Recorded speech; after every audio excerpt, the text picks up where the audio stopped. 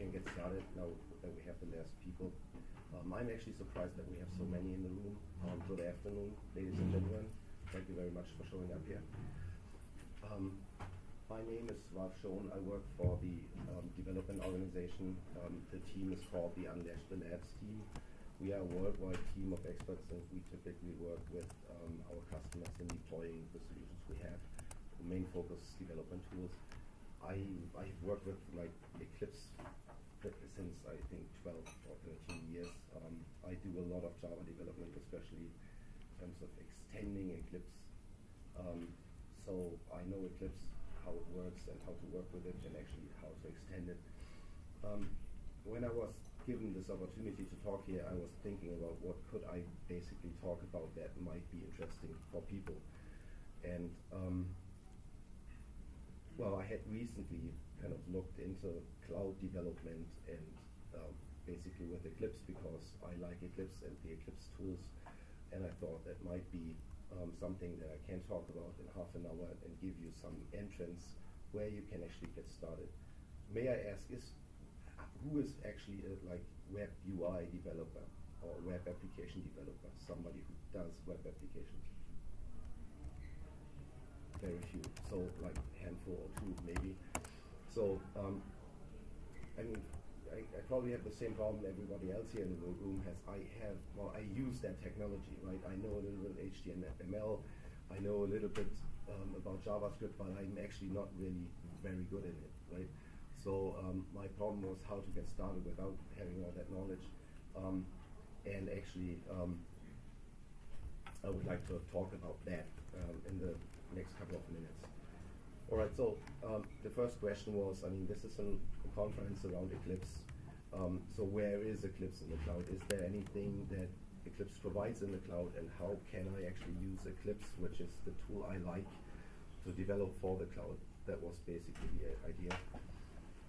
And then can I use Eclipse to run and develop apps for the cloud and on the cloud, and how does that really work? So I'm going to give you a very, very brief introduction or overview on Eclipse and how I see how Eclipse actually matches to the cloud, what role it works. I will show you a very short introduction into a solution that we provide in the cloud, where you can actually use Eclipse to develop and deploy applications and run applications in the cloud. And then I'm going to go through basically the minimal steps that you have to actually do to get started with doing some development in the cloud. And you don't have to write anything down. I think the application is going, the PowerPoints are going to be uploaded, so you will have the links. And the other thing is, I actually have a blog running, and the content of this presentation, a little bit longer, more detailed, is actually on my blog as well. So you can actually access that online as well. All right, so let's get started. Eclipse and the cloud. I'm very new to the cloud as well, and what I had heard was that Eclipse is actually provided in some applications in the cloud as a development tool, web-based Orion. And so the Orion app editor is something that it can actually provide a lot of value in the cloud. There are some numbers that I got from people, how many people use it right now. The trouble is that we don't have the numbers like for Eclipse, where we had like so many thousand or million downloads. It's people use it somewhere, and we just can't actually get the usage data that well. But those are some usage data information that we have.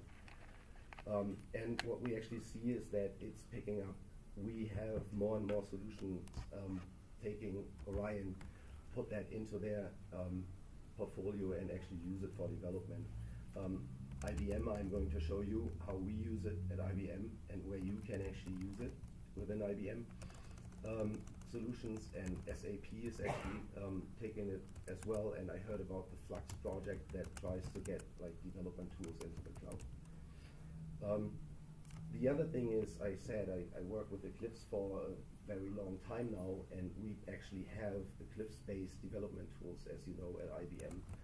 One development tool, one solution basically with various apps for different things like quality management, requirements management, and change and configuration management is absolutely based on Eclipse on the server.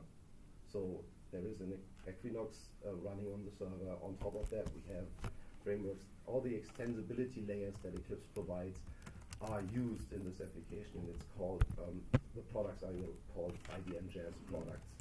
So it's multiple applications, and the one that I'm actually familiar with is RTC, and you might remember Erich Gamma was the guy who actually started developing RTC when he was still with IBM.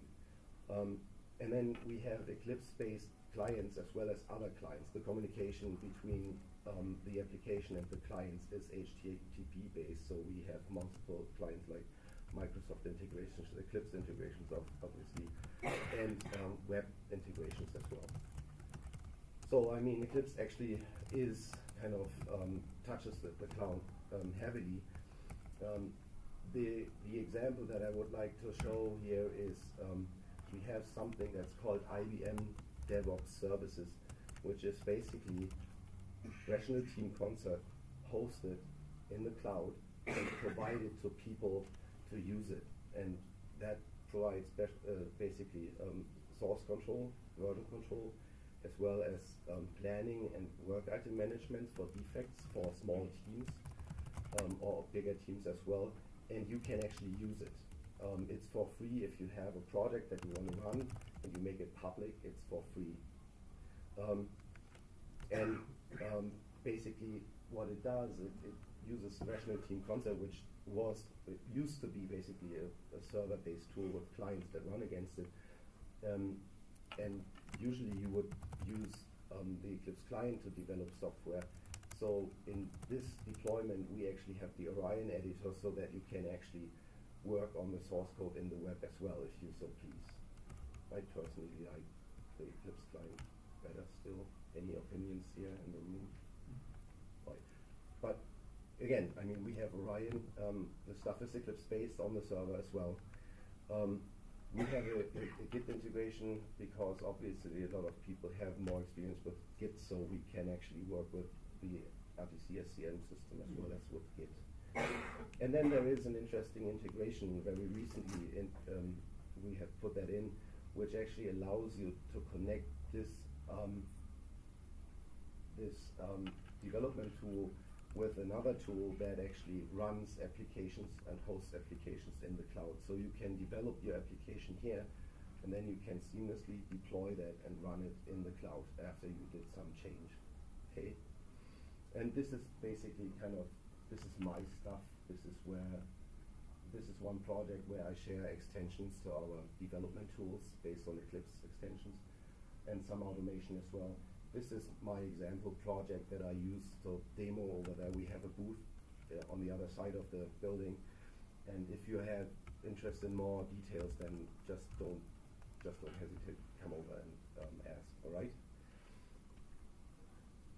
So the integration we have from this development platform, where you can actually do your development in the cloud hosted, is to a tool that's called Bluemix.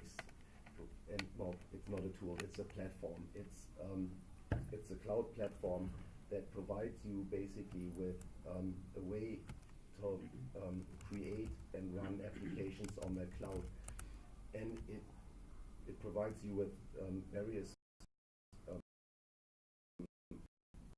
sometimes that allow you to run applications, and there are capabilities to build those applications and deploy those applications as well as monitor those applications. And the idea is basically you don't want to worry about the databases, the RAM, the servers. You just want to, like, it's a great idea. You want location. You don't want to mess around with all the infrastructure. And running that, backing up, making sure that the servers are running and all that kind of stuff is something that you can actually, if you are just one developer, you can't afford it, right? So this is provided here. You can just use it. There are various APIs and services. It's basically Cloud Foundry based. We have other stuff from the IBM portfolio underneath it to run it. And Cloud Foundry and IBM provide services. A service is something like that you can call with HTTP and you get data back. for storing data in databases, for connecting back security to some backend in a company. We have recently launched some Watson-based things, for instance, for translating stuff. And there are around 70 services, session data, etc., etc. And you can basically use this platform even as one developer to run some cloud application. And that's all marketing. So I wanted to go into kind of, I have to do it somehow, I have to introduce that stuff. So my question was, okay, everybody has their heads in the clouds right now, right? And I wanted to understand what this is all about and how I can actually use this stuff. And I don't want it to do like a 3-year training. So I thought, okay, I can do a little bit JavaScript. I got myself some online books about Node.js, and I started to read into it. I just needed some example that actually works, right? Not really complex. And then I started to try to find out how can I do this stuff on my own machine. So the first step I did was I followed the Node.js information that I got from Google and installed Node.js on my local machine so that I can do some debugging and running this stuff, right? I wanted to use Eclipse for it, so I basically downloaded an Eclipse version that was suggested. It took me about 18 or 20 minutes for both things. Then on Node-Clips, which is basically the site where you get that stuff, there was a hint that you can install Node.js into Eclipse using Eclipse Marketplace. So I got there, and it took me like, I don't know, 5 minutes or something like that to install that integration. And at that point, I was actually ready to run a local Node.js application in Eclipse. I could import my example, get it to run, actually debug it as well, and could play around with it to just understand a little bit how Node.js works. Right? I'm not an expert at all. And I think, I mean, most of the time I actually wasted in finding the information, which is typically my problem these days. I mean, if you find the information and the right information, it's typically very easy, but to get there is typically sometimes really a problem. So we have also products at IBM, so I'm this RTC guy, so I wanted to use RTC to plan and do work item management and SCM, so I installed that as well. This is optional, you don't have to do that actually. And then I had some Node.js application running. Then the question is, how can I actually access this cloud thingy and get up and running with it? And it's really, really very, very easy. You just go on this link, then you have to create yourself something we call an IBM ID, which is basically a login that works for those sites. It's a username and a password. You have to activate that pretty much. And then you can really start creating your first application. And it is very, very easy. There is a big fat tile that says create an app. And you can click that, and then, I mean, then is really what are you doing there. And in fact, what you basically do is you select something that runs your app. In my case, that was a runtime for Node.js. So this thing runs Node.js applications on the server somehow, and make sure that all the packages that I need are installed, etc., etc. I had to provide a name for the app, and then I created it, and that also all that creates kind of the container and the URL so that I can actually access my app. At that point, this application is actually empty. It's just the SDK, so you have to kind of get an application in there as well. But there is a very, very nice, it's called view guide. It's a little bit small. A guide where you can click and gives you like 10 steps that you have to do to actually be able to load an application in there. And it basically works on Cloud Foundry. You install a very small tool locally that you can then start. You download a zip file, you unzip the zip file, you have a folder where this example application is, and later on I replace the example with my own application, obviously. So you unzip the folder, you go into the folder in the command line, and you can actually upload the source code, and it deploys and runs. And I think it takes, I don't know, maximum 20 minutes to do all those steps. And then you have your first running application, and there is a lot of magic, because obviously you have just followed those steps and not really digested them. But it gives you some kind of the first success, right? Then the next question was, okay, I mean, I can develop that locally on my machine, and I can upload it with the Cloud Foundry command line. Is that what I wanted? No, I wanted to develop the stuff in Eclipse, right? All right, so, oops, I'm sorry, I skipped ahead. So this is basically, you download the zip file, you unzip it, and actually if you look into it, and I'm going to talk about that later, there are actually two things that are mysterious which actually control how the deployment works. There is a file it's called manifest YML, which contains information about like names and connections, and there is one file that's called package.json, and that actually contains information about dependencies. If you have Node.js, you have just Node.js, but typically you need additional packages that do things like create web pages for you that you can use as a web server or something like that. And you have to provide the information to the runtime so that it can actually deploy those packages. Yeah, and then again, as I said, you basically open a command line shell, you go into that folder with that application, and you run like those two commands. You log into the Cloud Foundry application on Bluemix, and then you push the application to the server, and it's deployed and running. It's really, really easy to follow that. And then on Bluemix, you can actually then, there is a tile for your application. You can see that your application goes to green, which means it's running. So there is monitoring as well, and it tells you when your application is working or not. And you can actually click on the tile, gives you information about how many processes you have, etc. And there is the URL that you can click, and you can then actually see the first time your cloud application running. All right, again, my intent was to use Eclipse to actually develop that, and so what did I have to do to actually do this? So in Eclipse, I have prepared Eclipse to actually do this kind of development, and in Eclipse you can create this Node.js project, and then you can basically import the files that you just downloaded, and you can basically, if it's a very basic application, debug and run that locally. And then again, you can obviously go into your workspace in the specific project folder and do your deployment with Cloud Foundry. But there are also Eclipse extensions that you can install that allow you to deploy your application in Eclipse from the Eclipse project on the server.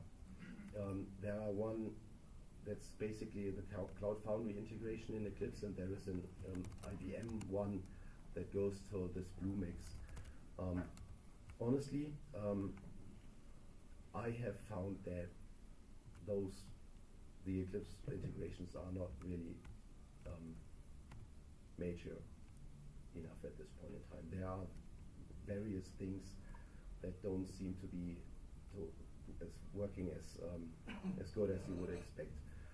And I'm currently rather using Cloud Foundry from the command line, or I use a different approach that I will show you in a few minutes.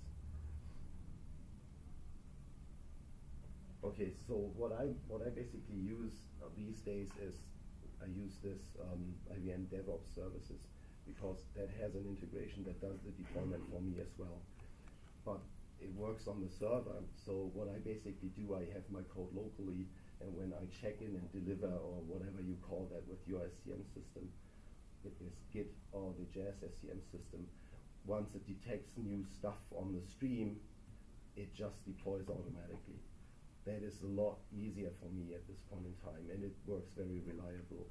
And it also allows me, I mean, some person could use the web UI to actually develop if they don't have access to that client, and others can use their Eclipse clients. So basically what I had to do is I had to share my project initially and then configure this build integration and deploy integration, and it was up and running. All right, again, don't hesitate if you are interested in seeing that. I can actually show that live as well.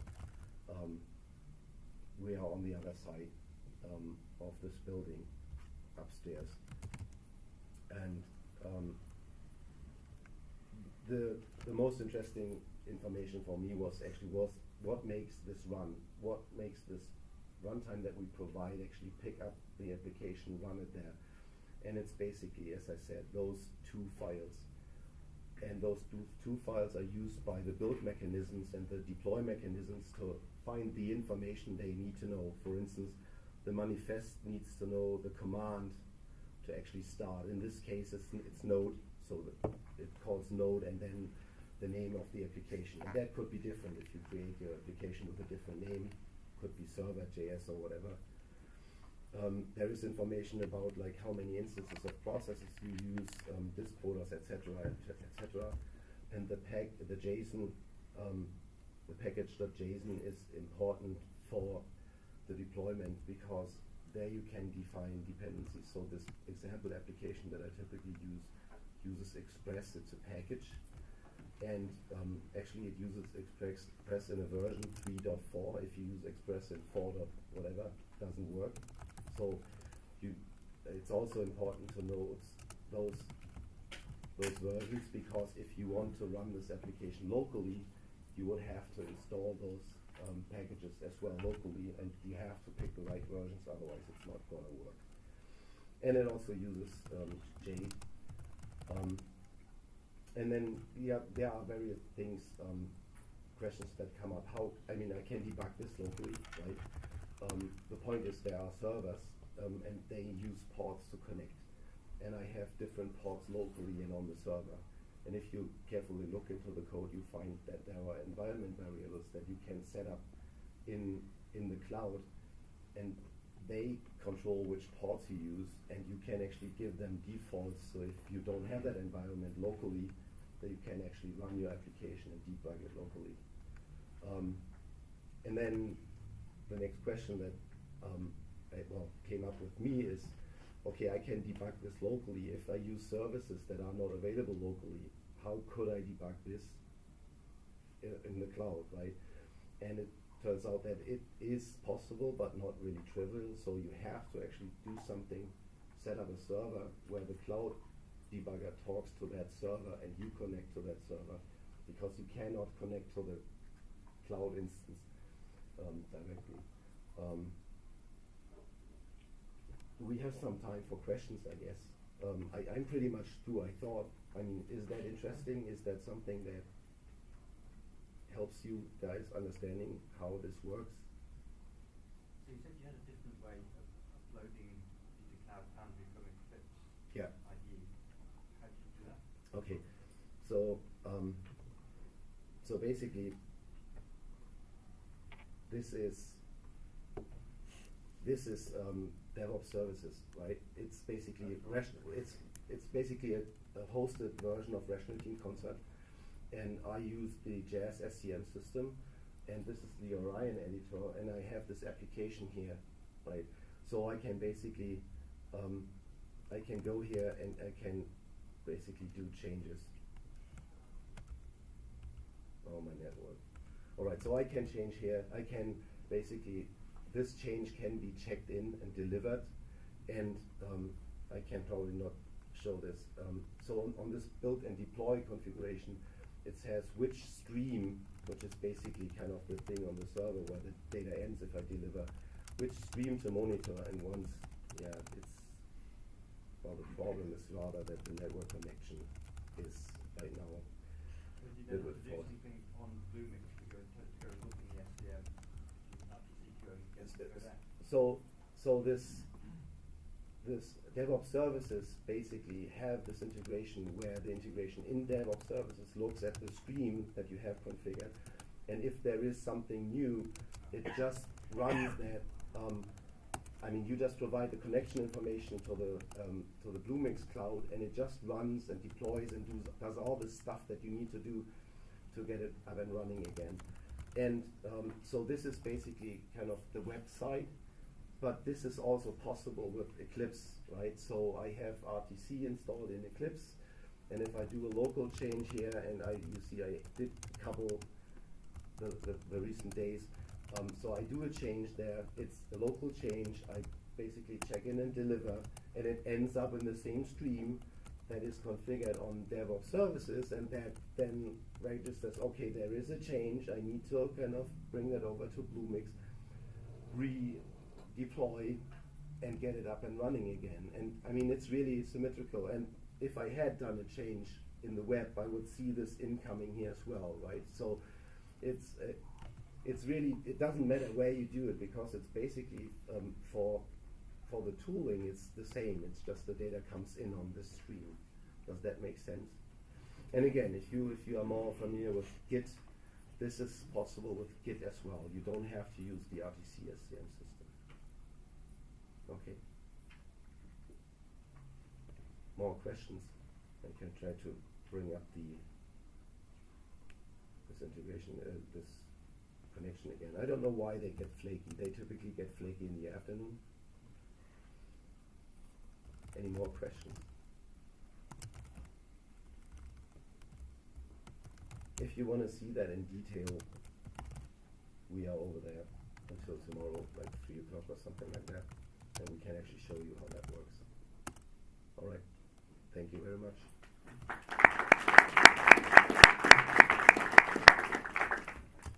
Did you also add all this information in your blog? Yeah, it's actually 2 blogs.